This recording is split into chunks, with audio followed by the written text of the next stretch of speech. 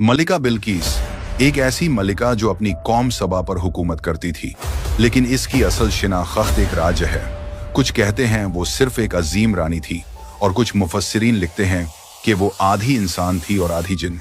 सवाल ये है, अगर ये सच है तो आखिर इसकी कहानी शुरू कहाँ से होती है? कैसे एक ऐसी शख्सियत पैदा हुई जो न सिर्फ इंसानों के लिए एक मलिका थी बल्कि जिनों की दुनिया का भी एक हिस्सा थी?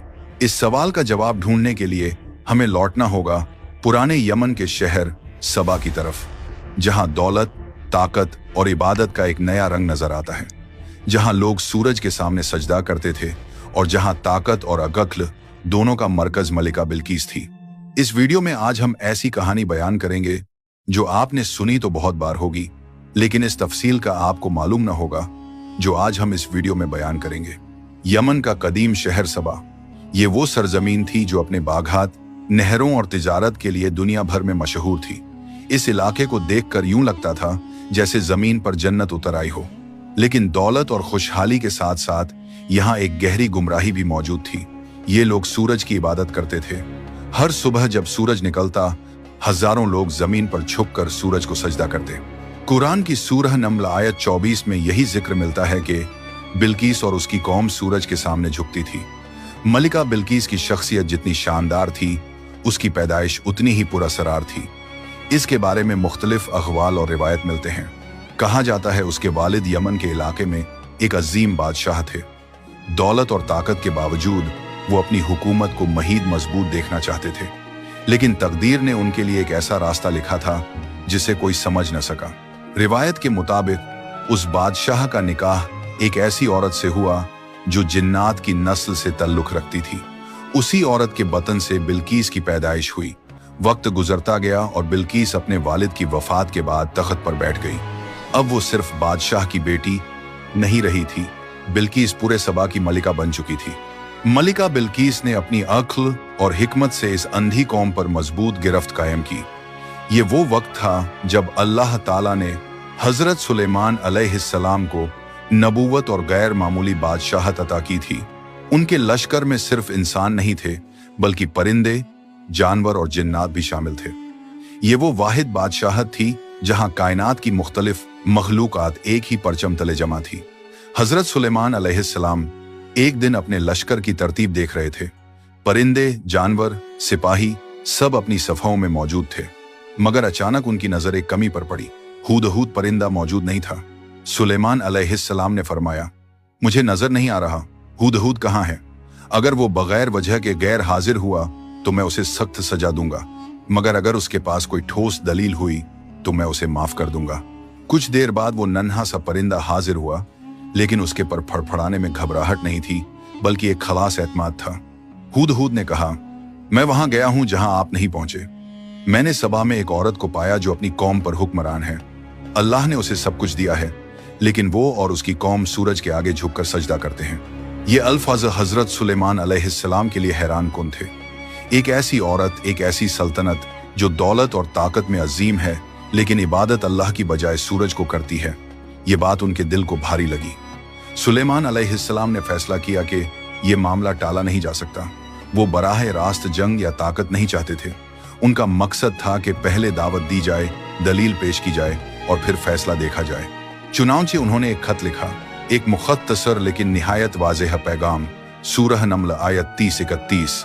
ये खत सुलेमान की तरफ से है और ये अल्लाह के नाम से है जो बड़ा मेहरबान निहायत रहम वाला है। मुझ पर सरकशी न करो और मेरे पास फरमान बरदार होकर हाजिर हो जाओ। ये खत न लंबा था न फलसफी, बल्कि एक सीधा पैगाम था। तुम्हारा रब सूरज नहीं बल्कि अल्लाह है।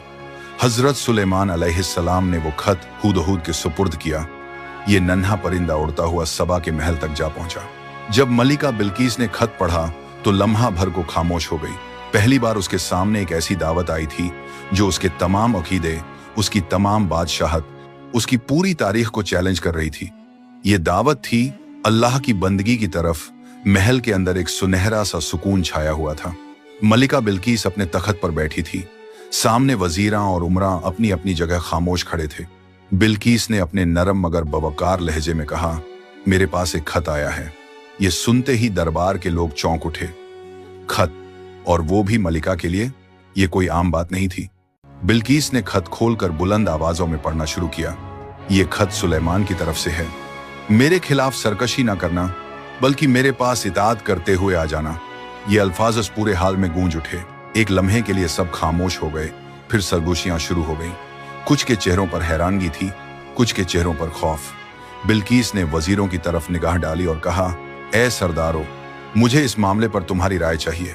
एक वजीर आगे बढ़ा और घूर भरे लहजे में बोला, हम एक बड़ी सल्तनत हैं, हमारी फौजें ताकतवर हैं। अगर सुलेमान जंग चाहता है तो हम उसका मुकाबला करेंगे। हमारी सरजमीन जरी ताकत से भरी हुई है, हमें परिंदे या कोई खत हमें खौफजदा नहीं कर सकता। लेकिन बिल्कीस खामोशी से उन्हें देखती रही। उसकी आंखों में गुस्सा नहीं, बल्कि गहरी सोच थी। उसने कहा, हाँ, तुम्हारे पास ताकत है, लेकिन याद रखो, जब बादशाह किसी बस्ती पर चढ़ाई करते हैं तो वो उसे बर्बाद कर देते हैं। वो इज्जत वालों को जलील कर देते हैं। ताकत से ज्यादा दानिशमंदी की जरूरत होती है। बिल्कीस जानती थी कि सीधा इनकार या सीधी जंग उसकी कौम को बर्बादी की तरफ धकेल देगी। वो चाहती थी पहले मामले की हकीकत को जांचा जाए।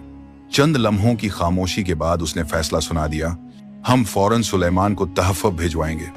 ऐसे तहफ़्फ़ुज़ जो हमारी दौलत, हमारी शान और हमारी इज्जत का इजहार करें। अगर वो ये तहफ़्फ़ुज़ कबूल कर लेता है तो समझो उसका मकसद सिर्फ ताकत और दौलत है, और अगर वो इनकार करता है तो फिर ये बात साबित हो जाएगी कि वो वाकई अल्लाह का पैगंबर है। दरबार में सर झुक गए। सब जान गए कि मलिका का फैसला निहायत हिकमत भरा है। वो एक ही वार में दुश्मन के असल इरादे को परख लेना चाहती थी। चुनांचे कारवां तैयार होने लगे। ऊंट, कीमती सोने के जेवर, खुशबुओं, हीरा जवाहरात, नायाब तहफ़्फ़ुज़, ये सब कुछ एक कारवां में लादा गया। सबा की जमीन से रवाना होकर ये काफिला हजरत सुलेमान अलैहिस्सलाम के दरबार की तरफ बढ़ने लगा। लेकिन बिल्कीस के दिल में एक और सवाल भी छुपा हुआ था, ये सुलेमान कौन है? ये कैसे मुमकिन है कि वो सिर्फ ताकतवर बादशाह न हो, बल्कि कोई ऐसी हस्ती हो जो जमीन और आसमान के राज जानती हो? यही वो तजस्सुस था जिसने बिल्कीस को उस सफर की तरफ धकेल दिया जो उसे हमेशा के लिए बदलने वाला था। सबा से रवाना होने वाला काफिला दिनों का सफर तय करता हुआ आखिर हजरत सुलेमान अलैहिस्सलाम की बादशाहत की सरहदों में दाखिल हुआ।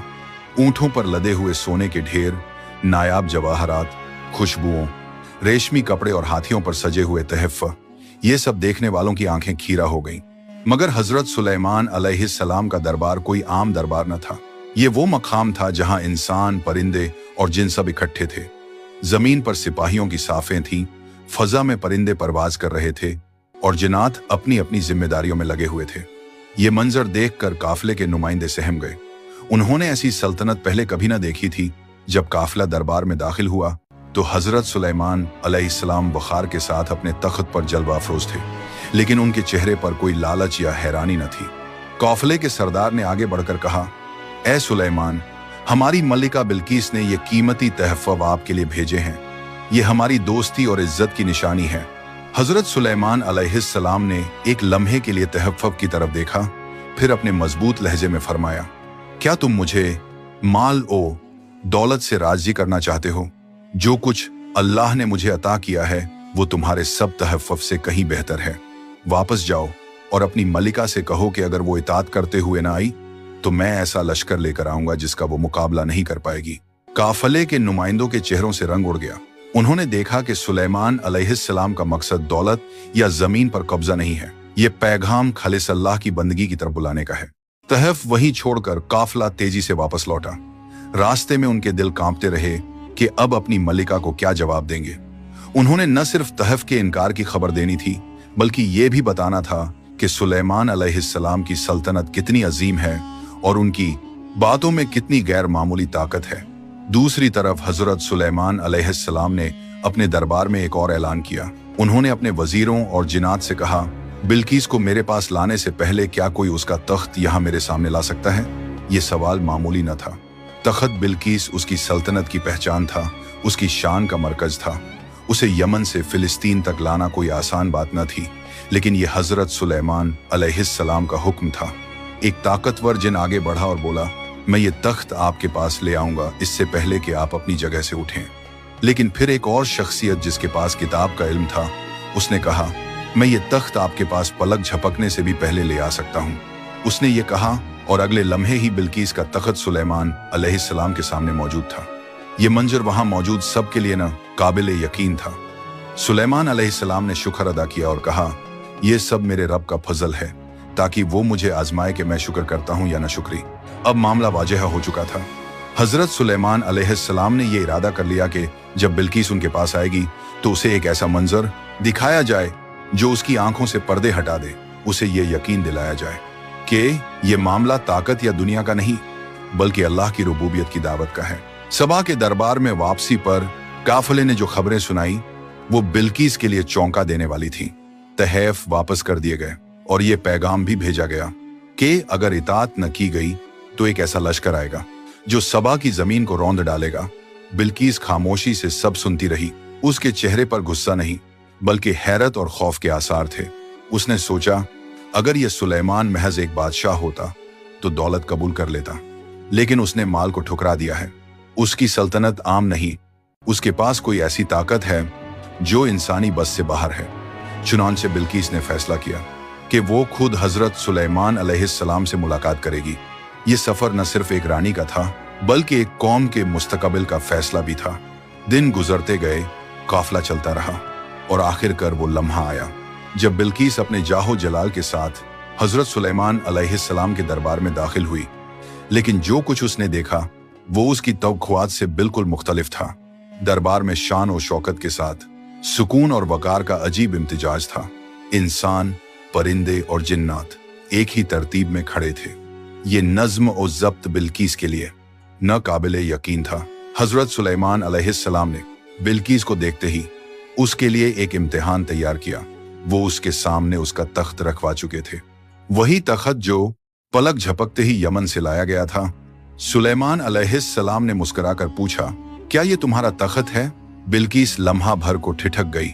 उसने गौर से देखा, यह बिल्कुल उसके तख्त जैसा था, लेकिन कुछ तब्दीलियां भी की गई थीं। यह सवाल निहायत बारीक था। अगर वो कहती हाँ तो मुमकिन था कि ये इम्तिहान में फंस जाए, अगर कहती नहीं तो हकीकत के बरक्स होता।